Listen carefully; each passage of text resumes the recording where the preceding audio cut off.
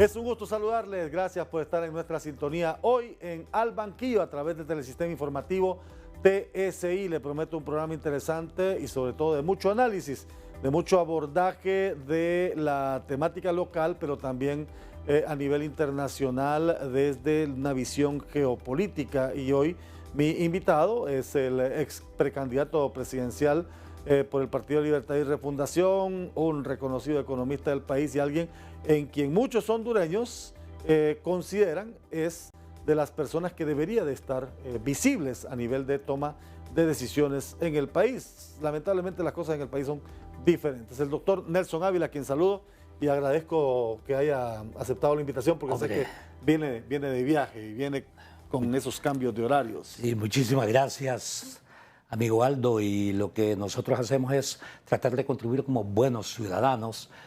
Yo trato de trascender yo diría, los límites que todos los partidos políticos establecen, ¿verdad? Algunos que dicen del Partido Libre y creen que solamente con esa concepción se puede transformar la nación, otros del Partido Nacional, otros del Partido Liberal, otros demócratas cristianos, otros socialdemócratas. Hay gente que cree que solo hay una visión del mundo partidario. Y no entienden que el elemento fundamental es cómo converger en lo esencial. O sea, si le parece, diferir en lo circunstancial y converger en lo esencial. ¿Y qué es lo esencial? La nación, el desarrollo de la nación. Mientras tanto, nos han destruido esta nación, usted lo sabe, Aldo. Yo le acabo de enviar ahí el último, uno de los libros del cual fui coautor, y la política no es lo que tenemos en Honduras. Si tuviésemos políticos en Honduras, esta nación sería desarrollada. El enorme problema que lo que tenemos son mercaderes que controlan partidos políticos y ellos entienden que negociar es negociar para su beneficio o de su grupo y no negociar para la nación. Yo he estado queriendo... Y usted, perdón, discúlpeme, usted me acaba de decir también... Usted va a publicar su libro. Ya está por salir y ese lo va a tener usted en su mano también. Muchísimas gracias. Solo que ese se llama El lado oscuro de la política. Bueno, y yo le dije a usted que yo iba a escribir otro libro que sería Los oscuros de la política. Puedo ser coautor yo ahí. Sí, aunque no son de la política en el fondo estricto, ¿verdad? Sí. O sea, sino que son los oscuros de la sociedad hondureña y a esos los debería investigar a todos ellos, la CICI. Por eso tenemos que exigir que venga la CICI, sin duda. Ahorita alguna. Que usted hablaba de eso, se me vino a la memoria las memorias de Froilán Turcios. Leí las memorias de Froilán Turcios y después me pregunté, después de un fragmento que él menciona ahí, me pregunté en qué momento se perdió esa visión política que tenían hombres como Froilán, que tenían hombres como Molina, como Álvaro Contreras. Porque Froilán Turcios dice que si de algo se arrepiente... es de no haber sido presidente de Honduras porque consideraba tener todas las virtudes y las bondades para ejercer la presidencia de la nación en bienestar social, dijo él. Completamente. Además demostró en el mundo real que más allá de ser, o sea, un intelectual comprometido completamente, ¿verdad? Porque él formó parte del grupo de Sandino, usted sabe, con Agustín Farabundo Martín también, de El Salvador, etcétera, etcétera. Y Froilán Turcios, sabe usted que murió en el exilio, ¿verdad? Por la dictadura del 33 al 49 de Carías. Y le diré... De hecho, su última etapa en Ariel la maneja desde Costa Rica. Así es. Y fíjese que cuando hay una carta de él, dirigida al que también estuvo fuera, también que era dirigente del Partido Liberal durante todo ese periodo, Zúñiga Huete. Entonces Zúñiga Huete le envió a pagar la inscripción de Ariel, que costaba en ese momento $1.75 el año aproximadamente. Y Zúñiga Huete le había enviado $2.25. Vea la honestidad de Froilán Turcios. Le dice: muchísimas gracias por la suscripción que cuesta $1.75. Usted me envió 50 centavos de dólar de más, pero me va a permitir que se lo devuelva en otra oportunidad porque mi situación no es la mejor en esta Costa Rica. Los grandes seres humanos siempre han sido así y las sociedades a veces excluyen a gente en realidad que puede transformar las sociedades, pero se deja engañar por discursos civilinos y discursos corruptos. ¿Verdad? Parece que terminó esa... Y ese es el problema. Esa visión de la ética política, la perdimos en algún momento y la perdimos de manera radical. Así es, y usted como muy buen periodista informado y al mismo tiempo estudioso, sabe muy bien que no podemos hablar de política sin ética. Sí. Ahora bien, esa es la concepción de la política. Y tampoco podemos hablar de política sin justicia. Y tampoco podemos hablar de política sin pensar en el objetivo de la política, que es el bien común. El bien para todos, no es para el bien para algunos, como algunos lo entienden, así es. Básico. Y además, haga un análisis de todos los que, no solamente los que han sido presidentes de la República en el Ejecutivo, digamos, sino que en el Legislativo, en el Judicial, en la Fiscalía, pero también otras personas que han sido ministros y todo lo demás, a ver si han actuado con ética y con justicia. Entonces la conclusión es que en Honduras no ha faltado la política. Yo sí creo que a excepción de algunos 2 presidentes del siglo XX, los únicos políticos que han existido en Honduras se dieron en el siglo XIX, fíjese, con Morazán, sin duda alguna, sí. Con Cabañas, sin duda, y ya casi pare de contar, ¿verdad? O sea, analizando muchos de los presidentes, sobre todo de fines, sobre todo la segunda mitad del siglo XIX, bueno, después de Cabañas, 1860 y fracción. Antes de Cabañas creo que sí, estaba Juan Lindo. Juan Lindo, mucho antes, exactamente. Sí.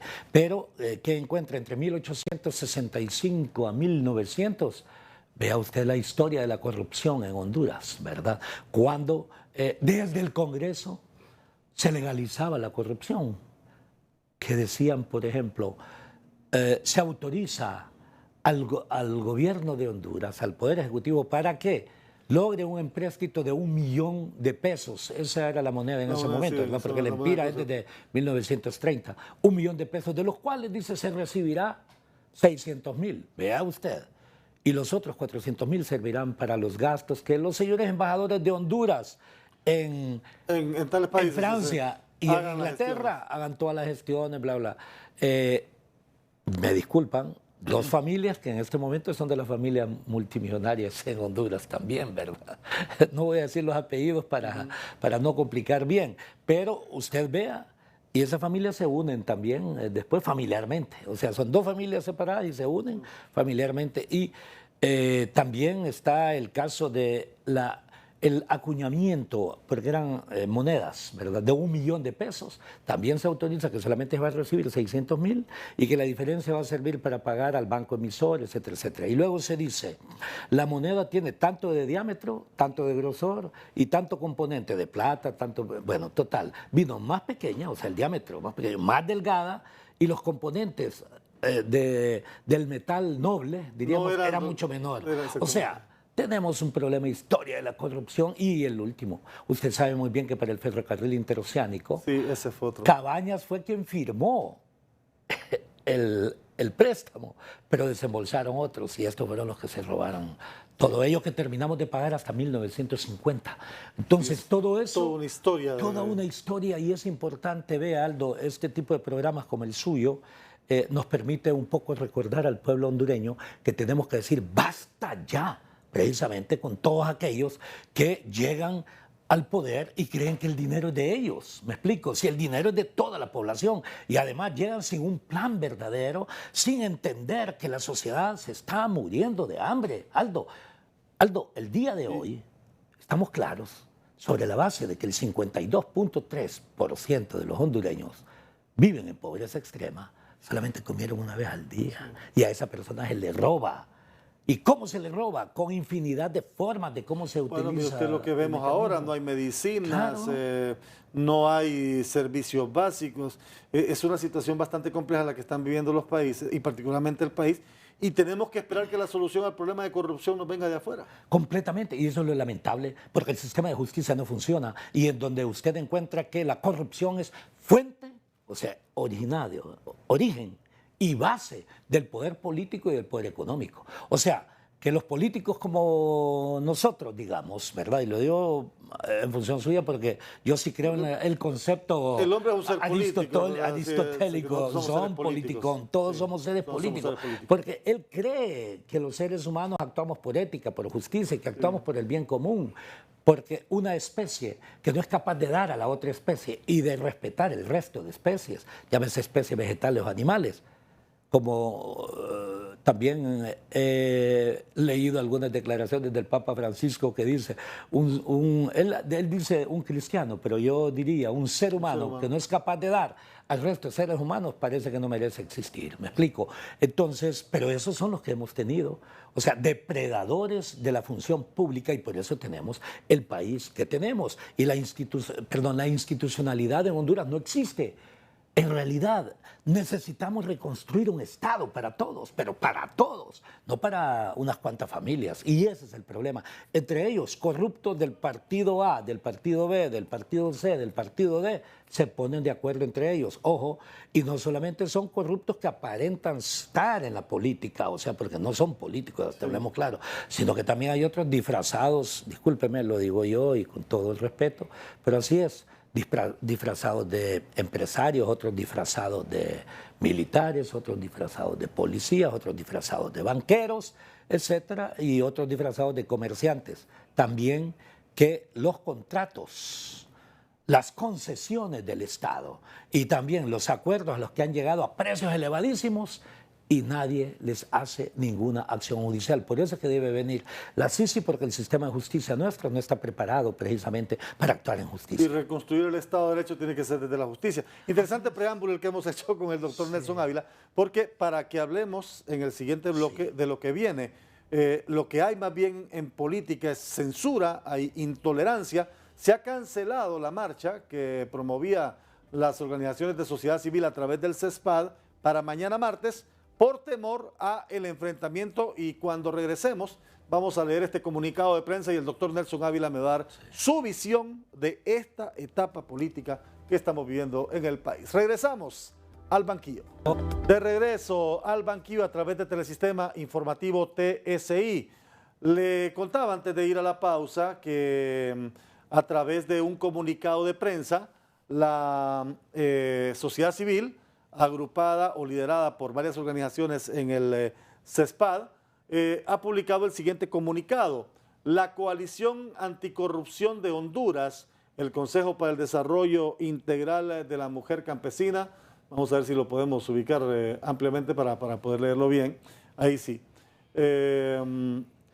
CIPRODE, el Centro de Estudios para la Democracia CESPAD, 100 comunicadores y diversas organizaciones que integran las asambleas territoriales anticorrupción. Ante los acontecimientos registrados en las últimas horas expresamos lo siguiente. 1.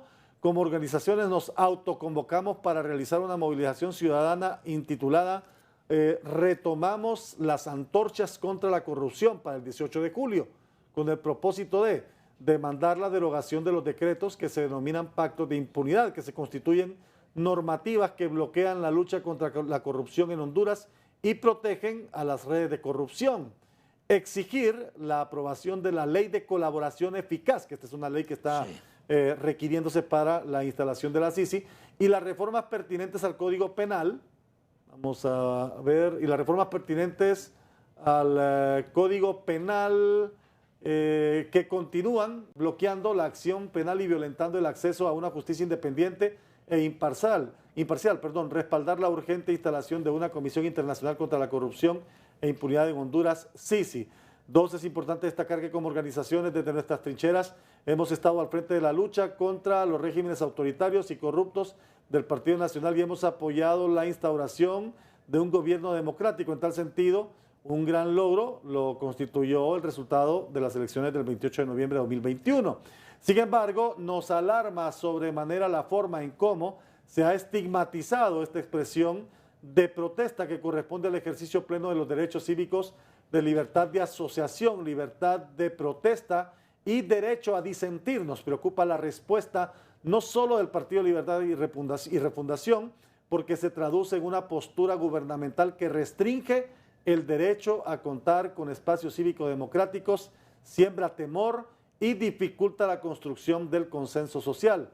mucho más preocupante, denunciamos las amenazas, y este es preocupante, este número 4, las amenazas a la integridad personal que han recibido miembros del equipo de CESPAD, que ocurren en el marco de una autoconvocatoria que tenía únicamente como objetivo continuar luchando contra la corrupción y articular espacios de debate y diálogo con otras organizaciones y movimientos sociales que también luchan contra las redes de corrupción. Y finalmente, aquí es donde está el párrafo fuerte, por todo lo anteriormente expuesto, hemos decidido cancelar la convocatoria a la marcha, no sin antes demandar al gobierno de Honduras garantizar la necesidad de mantener espacios abiertos para el disenso y consenso, importantes para contribuir a colocar en el debate posibles salidas a las múltiples crisis que enfrenta Honduras.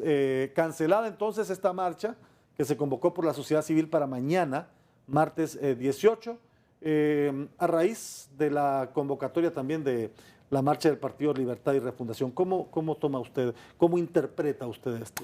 Lamento que ocurra este tipo de hechos y se está cometiendo un enorme error desde mi partido y desde el gobierno actuar precisamente en este tipo de hechos y están destruyendo también el Partido Libre.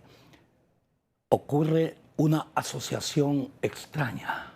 Juan Orlando Hernández, con su psicopatía del poder, o no sé si una sociopatía al mismo tiempo del poder, demostró cómo desde el poder se autodestruye la propia institución en la cual ellos han nacido. ¿Me explico? Esa lección hay que aprenderla. Y parece que algunos siguen patrones similares. Los pueblos pasan factura. Nosotros hemos dicho siempre, y lo dijimos, por favor, hagamos en realidad una acción de lucha contra la corrupción y que venga la Sisi. Nosotros fuimos también protagonistas, no voy a decir en qué detalles, en lo que fue la marcha de la antorcha, sí. Y todo el mundo lo sabe, así es, todo el mundo sabe que nosotros fuimos protagonistas, porque precisamente desde nuestro movimiento se definieron una serie de acciones de esa naturaleza, y no por casualidad, dirigentes de nuestro movimiento estaban dirigiendo en ese momento el hecho clásico, y digo protagonismo en el sentido de estar presente en un momento histórico, no independientemente del concepto de conducción, aunque estaban ahí. Y yo sí rogaría más bien a todos los compañeros, porque yo conozco esas instituciones, en este caso de CESPAD, y hay compañeros que han arriesgado su vida desde la década de los 70, los conozco, algunos son amigos míos. No son electoreros, me explico, como algunos que se quieren presentar después como los grandes luchadores de la historia y fueron parte del establishment de represión de la década de los 80, ¿verdad? Hablemoslo claro. ¿Queremos hablar claro? Perfecto. Entonces, yo más bien les sugeriría a todas las organizaciones de la sociedad civil que han hecho esto, está bien, la cancelan, pero que se haga al corto plazo. Que se reprograme. Exactamente, que se reprograme. Y vea, hay algunos que se acuerdan de las bases solamente en algunos momentos. Y yo también para crear caos. El caótico crea caos porque siempre se beneficia. Vaya, por ejemplo, el golpe de Estado está demostrado que fue un error histórico. ¿Me explico? Pero del golpe de Estado se han beneficiado política y económicamente algunos que supuestamente fueron víctimas de ese mismo proceso. ¿Me explico? Y esa es la parte de la constatación histórica real. El hecho concreto es ese. Entonces, yo sí creo, primer punto, esos 3 puntos que ellos sintetizan son correctos. Tenemos que eliminar toda ley de impunidad. 2, tenemos al mismo tiempo que garantizar que venga la Sisi. Y 3, tenemos que crear todas las condiciones para que esa Sisi tenga al mismo tiempo la figura del lo que de una u otra forma se llama figura de querellante adhesivo. La figura del querellante adhesivo es que la Sisi tenga el derecho de llevar directamente los casos ante los juzgados sin pasar por intermediaciones, que el objetivo fundamental sería paralizar el proceso. Y ahí yo puedo decir, hay gente del Partido Nacional, del Partido Liberal, no estoy diciendo toda la gente, estoy diciendo hay gente, una pequeña proporción, pero son del Partido Nacional, del Partido Liberal, del Partido Libre, mi partido, y de otros partidos que no quieren que venga la Sisi.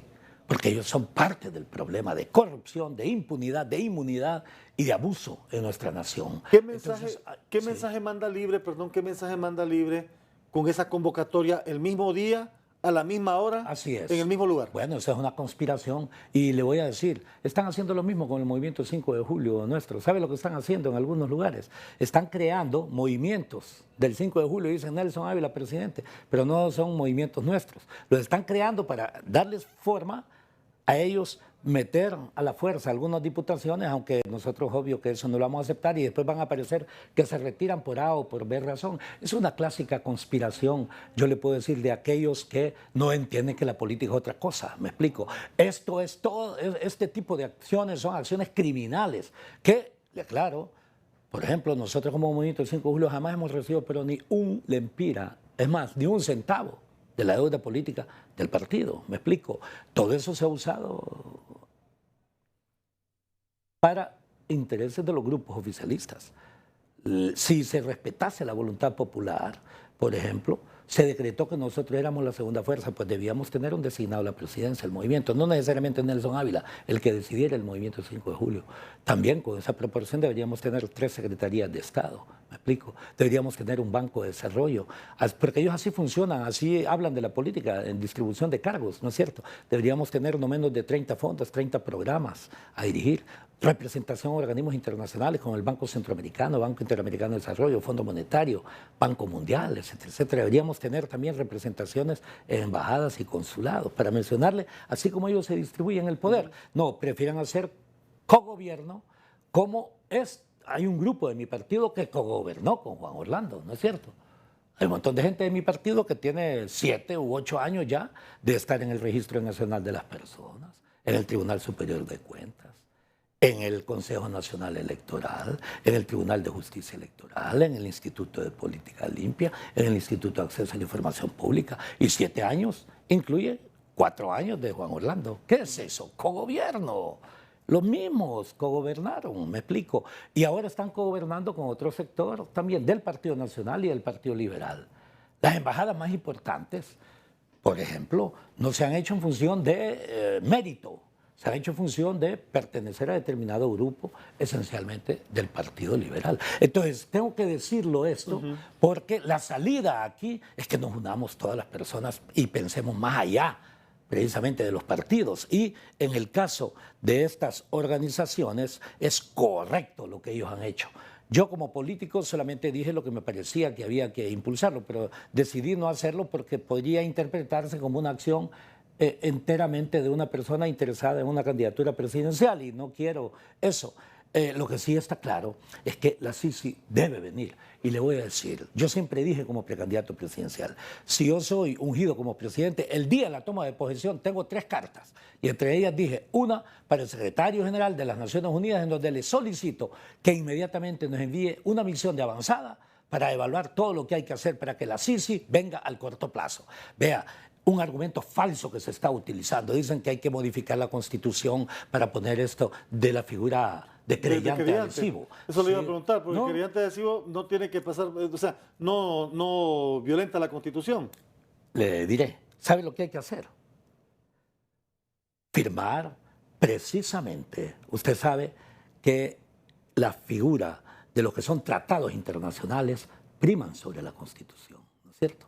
Y tenemos infinidad de tratados. El tratado de extradición es un tratado, precisamente, que como tal prima sobre la Constitución de la República. Bueno, hagamos un tratado con las Naciones Unidas sobre la Sisi y pongamos la figura de querellante adhesivo y queda listo como un tratado sin necesidad de que se modifique la Constitución allá. Pero en el mundo real usted está aceptando ese elemento, igual que acepta usted, y me parece correcto. Mientras aquí no haya sistema de justicia, tenemos que continuar extraditando a las personas, ojo, que delinquen en territorio hondureño. Imagínese usted que todos los que están allá en los Estados Unidos aplicó la ley, porque a ellos los afectó, y es correcto. ¿Y dónde ejecutaron todos esos actos estas personas? En territorio hondureño. Y hay alguien de ellos querellado aquí en Honduras. Ninguno. Eso demuestra la necesidad de la Sisi y yo felicito a CESPAD y a todo el resto de organizaciones y no sabía yo honestamente que había existido ese hecho directo contra algunos miembros de esta organización. Sí, porque lo dejan ahí como, claro, como claro, y además... ¿Censura? ¿Intolerancia? Censura, así es. Yo le voy a decir, por este tipo de hechos, olvídense que se va a aprobar la cuenta del milenio. Eso nos hace perder 500 millones de dólares. No entienden que este tipo de actitudes más bien están destruyendo la nación. No entienden que más bien tenemos que unirnos. Aquí hay algunos que, reitero, los que son caóticos, usan el caos. Pero les diré, en el caos, el caótico, también llega un momento en donde queda destruido. En el corto plazo, muchos de los caóticos ganan. En el mediano y largo plazo, pierden. El problema es que pierde la nación.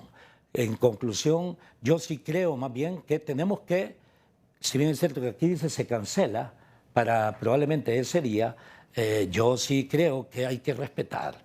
Si ellos ya habían establecido estas organizaciones el día de mañana y por algunas razones se convoca al mismo lugar, eso es una conspiración clásica y una, como ellos mismos lo dicen, una violación de la libertad de expresión, de la libertad de pensamiento, de la libertad de acción, uno de los elementos capitales de clasificación dentro también de la cuenta del milenio, y no solamente por ello, sino porque tenemos que construir una verdadera sociedad democrática, dada la experiencia de la cual acabamos nosotros de pasar y que no hemos salido porque todavía hay una estructura de esa naturaleza en donde no solamente miembros del partido que gobernó en el pasado forman parte de esa estructura, sino que se ponen de acuerdo también, ojo, personas de la misma naturaleza de otros partidos.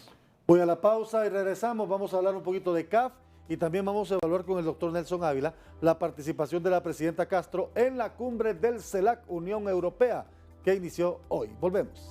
Estamos de regreso al banquillo a través de Telesistema Informativo. Me acompaña el doctor Nelson Ávila Molina, con quien hace ya muchos años venimos dialogando. Nelson Ávila Gutiérrez. Gutiérrez, perdón. ¿Por qué le decía yo Ávila Molina? No, es que Ávila Molina sabe que es un buen colega y amigo nuestro, ¿verdad? ¿Se acuerda? Sí, sí, lo sé. Del gran Félix. Sí, lo sé, sí, Félix Molina, sí. Ávila muy Gutiérrez. Muy buen disculpe el cambio sí. de apellido. No, al contrario. Doctor, usted ha conocido la situación del CAF, de la CAF. Sí.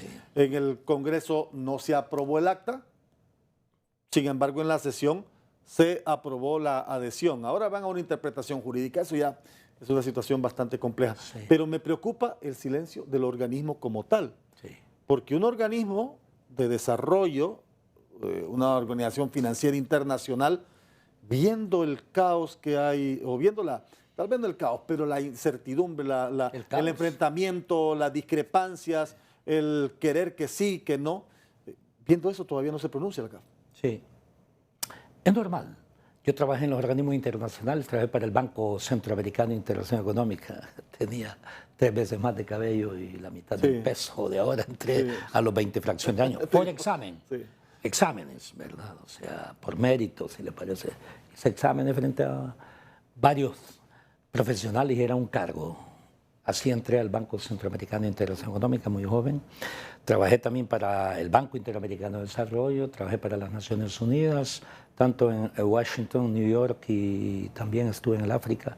Y trabajé para varios países de América Latina.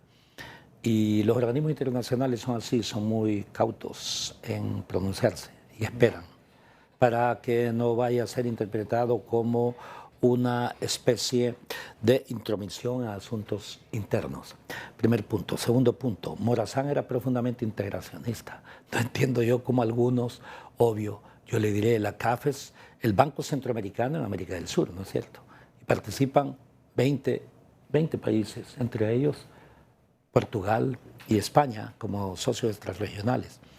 Y de Centroamérica, creo que está Costa Rica y El Salvador. Exactamente. Sí. Y yo sí creo que Honduras debe participar en todos los organismos de la integración, en todos. Si fuese posible, que así como participamos del Banco Centroamericano y del Banco Interamericano, si pudiésemos participar en el Banco Europeo, o en el Banco Asiático, o en el Banco Africano, hagámoslo. Por una sencilla razón, porque usted está conociendo cómo se mueve el mundo al mismo tiempo, cuál es la tendencia, tiene acceso a cooperaciones técnicas no reembolsables o cooperaciones financieras no reembolsables, tiene acceso también a préstamos más baratos que, o el costo de los mismos que si usted emite bonos soberanos normalmente y o genera empréstitos, como es el caso de Honduras con algunos sectores financieros locales, en donde prestan hasta tasas de interés del 13% al gobierno de Honduras.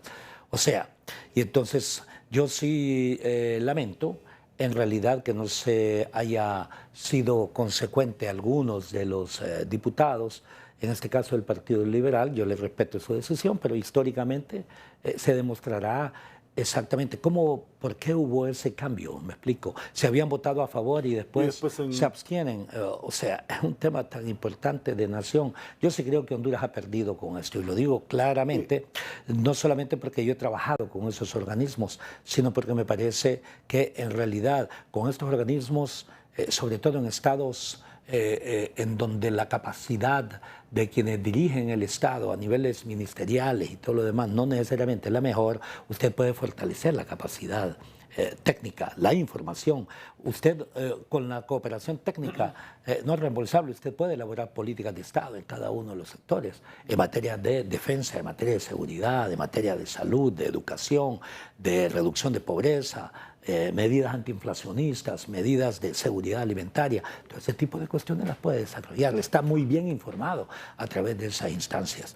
Entonces, ¿por qué ocurrió eso? Yo puedo darle 2 o 3 aproximaciones a las causas por las cuales hubo esta decisión. Pero en todo caso, yo sí reitero, la tendencia en el mundo es hacia la globalización, ¿no es cierto? La tendencia en el mundo no es para cerrarse. El argumento es el dinero que tenía que poner el país. Bueno, le diré, son aproximadamente, es una cantidad que de 750 millones, si no mal diferidos, recuerdo, diferidos en 10 años, y comenzaba con una cifra no muy elevada al inicio y así sucesivamente. Y le voy a decir, 750 millones de dólares, ¿sabe lo que significa? ¿Sabe lo que significa? Significa 5 veces menos de lo que se robaron algunos que ahorita están en contra de la CAF, porque ellos fueron parte de ese robo. Desde el Congreso, 3.000 millones de dólares se robaron en el 2019, ¿declarado por quién? Por la persona que representa al país más informado a nivel mundial, los Estados Unidos. ¿Quién lo dijo? El nieto de quien fue el renombrado jefe del Partido Nacional durante muchísimos años, Ricardo Zúñiga Agustinus. Ricardo Zúñiga, su nieto, ya estadounidense, vino aquí como tal, dio unas declaraciones en pleno año de pandemia, 3.000 millones de dólares en la corrupción hondureña. Los economistas hemos calculado mínimo 1.000 millones, máximo 2.000 millones, o sea que nos habíamos quedado atrás. Sí, claro. Pero entonces... Y ojo, y en un año, y aquí hablamos de 750 millones en 10 años, ¿me explico? ¿Y eso entonces, es beneficio para el país, si lo contrasta con el beneficio que iba a tener el país? Claro, para mí el beneficio era muy superior, por infinidad de razones. Yo trato de pensar en el interés de la nación. Yo creo que hemos perdido con esta posición una oportunidad histórica para funcionar en base al interés de la nación. ¿Cómo se dio el proceso para ser parte de los beneficios del BID y del Banco Mundial? ¿Es un proceso similar? Fue un proceso similar. Vea, el Banco Centroamericano de Integración Económica, por ejemplo, y vea, fíjese que los centroamericanos demostramos ser los primeros en conformar ese tipo de iniciativas, después de las iniciativas de la Unión Europea, ¿verdad? Porque el Banco Centroamericano se fundó en 1960 y comenzó a operar, creo, en 1962, si no mal recuerdo. La CAF se fundó en 1968 y creo que comenzó a operar como en 1970, 71 aproximadamente. Y en consecuencia, yo sí creo que en realidad los beneficios eran, primer punto, ser coherente con la integración latinoamericana y caribeña. Debemos entender que la integración es un proceso fundamental, no solamente para protegerse por fuerzas geopolíticas, sino que es la misma tendencia para enfrentar también algunas, yo diría, embates que la misma globalización genera en muchos de los países débiles, como el nuestro, por ejemplo. El tercer punto, nosotros En la medida que formemos parte de estos tipos de organismos, estamos mejor informados sobre lo que está pasando en el mundo. Una cuestión es la visión del BID, otra es la cuestión del Banco Centroamericano de Integración Económica, y otra visión, si las articulamos, estamos teniendo una información importante. Yo sí le puedo decir, y reitero, que lamento que el argumento fundamental sea porque un funcionario público de alto nivel llegó y los insultó. Usted no puede cambiar opiniones por un argumento de esa naturaleza. Eso es altamente subjetivo, ¿me explico? Esa es mi opinión. Y la gente entonces tiene que entender que representa a su departamento, si es diputado, y tiene que estar y actuando siempre en función del bien común, no en su subjetividad.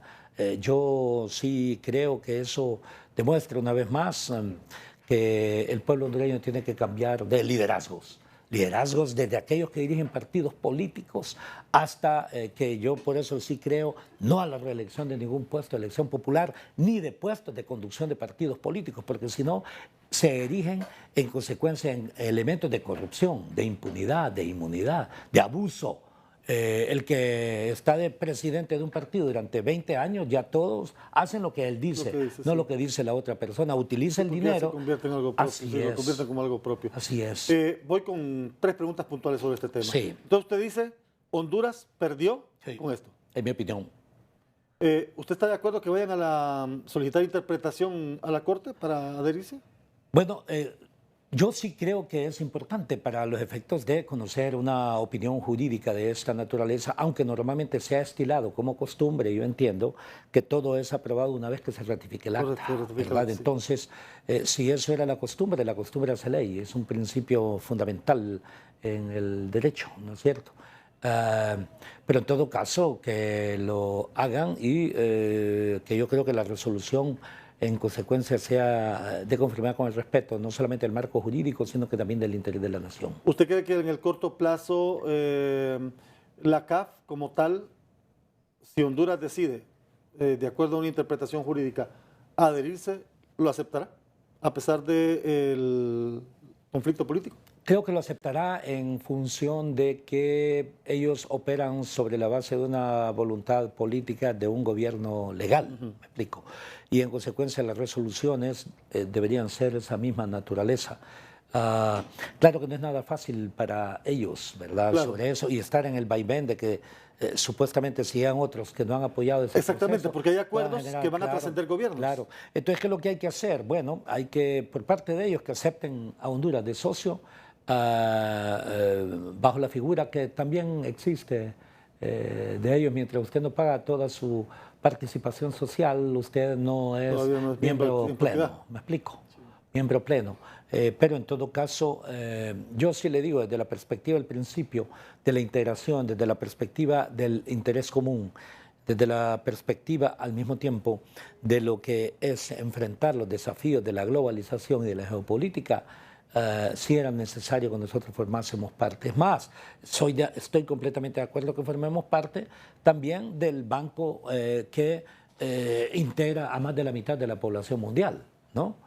Que es precisamente el banco que integra China, Rusia, Brasil y Sudáfrica, sí. ¿Verdad? Entonces, y la India. Que Honduras hizo también hace poco su solicitud de incorporación. Claro, Honduras no puede... Vea, discúlpeme, estamos en pleno siglo XXI. El pleno siglo XXI es un siglo de integración, un siglo más bien de mundialización.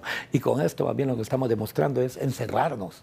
Eso más bien es lo contrario de lo que la humanidad está avanzando en este momento. Voy a ir a la última pausa del programa y regresamos. Vamos a evaluar la participación de la presidenta Xiomara Castro en la cumbre del CELAC y la Unión Europea que se desarrolla en Bruselas, en Bélgica, y también vamos a presentarles imágenes de reuniones bilaterales que ha tenido la mandataria hondureña. Lamentablemente... De regreso al banquillo a través del Telesistema Informativo TSI junto al doctor Nelson Ávila Molina, ya en la recta final del programa. Vamos a ver el comunicado, parte de las actividades que ha desarrollado Honduras en la cumbre del CELAC allá en Bruselas. Se ha firmado un memorando de entendimiento entre la Unión Europea y Honduras sobre consultas bilaterales. Y el objetivo de este memorándum es sentar las bases, oiga bien, doctor, para un diálogo político bilateral mediante consultas periódicas entre Bruselas y Honduras para intercambiar sobre temas y cuestiones de interés mutuo. En esta ocasión, la Unión Europea reiteró el compromiso de apoyar el desarrollo inclusivo sostenible, que es más importante que nunca para abordar los retos sociales y económicos vitales y estructurales a los que se enfrenta el país. Ahí, si gusta, podemos ir poniendo imágenes para mientras yo voy leyendo el comunicado de esta reunión bilateral. La firma llegó en un momento en el que la Unión Europea y Honduras están construyendo una agenda sustantiva de transición verde, y Honduras fue el primer país de América Latina en firmar este acuerdo de asociación voluntaria sobre la aplicación de leyes de gobernanza, comercio forestal con la Unión Europea, asociación forestal y también en otros temas que están siendo negociados. Así que son consultas bilaterales que permitirán avanzar en temas de cooperación y de interés mutuo. Este fue el momento en el que se firmaba ese memorando de entendimiento. ¿Cómo ha visto la participación? Bueno, primero, déme su opinión sobre este tipo de acuerdos, de memorandos para consultas bilaterales. No, a mí me parece eso es capital, es fundamental, siempre precisamente correlacionado con lo que yo decía precedentemente sobre la CAF. La tendencia es más bien a articular, a tener información, a actuar en materia de cooperación. Y sin duda los temas a los que se plantea, sí, es parte de los temas fundamentales también, ¿no es cierto?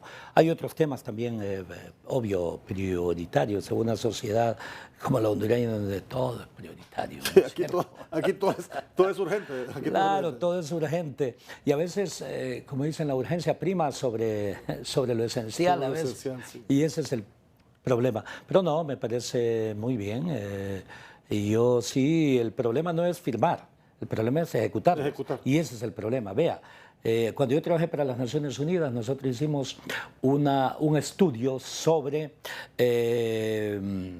la ejecución de los acuerdos de cooperación firmados.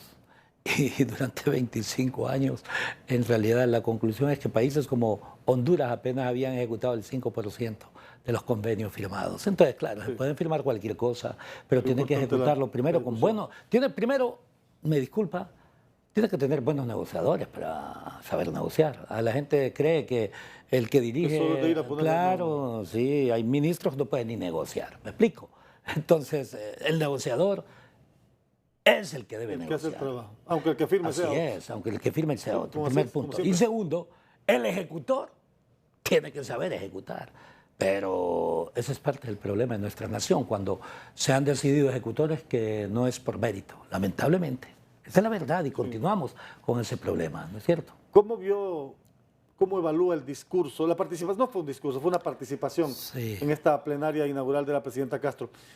¿Siente usted que se pierden espacios importantes para abordar temas urgentes en lugar de quedarse en lo superficial? ¿O lo ve? ¿Cómo lo ve? Lamentablemente, yo sí creo que se persiste en final de errores. Yo sugeriría, por favor, que se asesoren muy bien. Yo escuché detenidamente lo que se escribió y dije yo,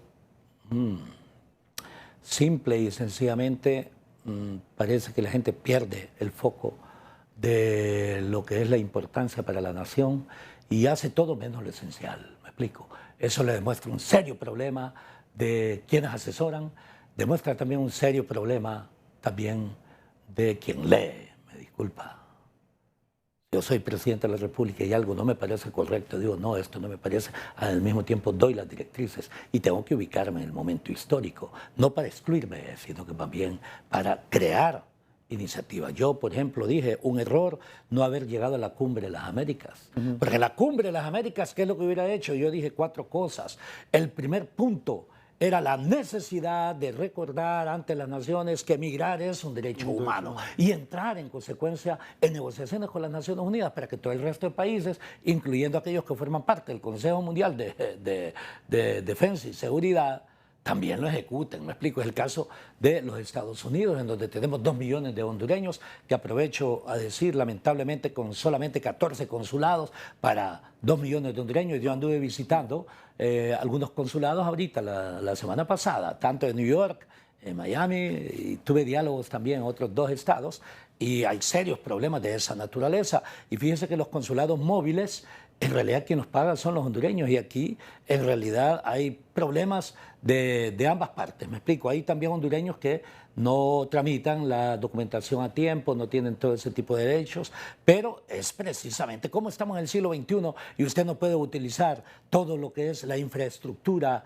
de sistemas operativos para que informe a toda la gente, para que haga las cosas que podría hacerlas. Y también 14 consulados para 2 millones de personas. No, me parece absurdo. Y les recuerdo que son los que, con el dinero, con el trabajo de los que han sido excluidos de Honduras a un costo enorme, porque ellos dejan a su familia, dejan a sus hijos a veces con algunos familiares, y después el costo social es mucho mayor a veces que el beneficio de las remesas. Y fíjense que las remesas son 18 veces más que la inversión extranjera en Honduras.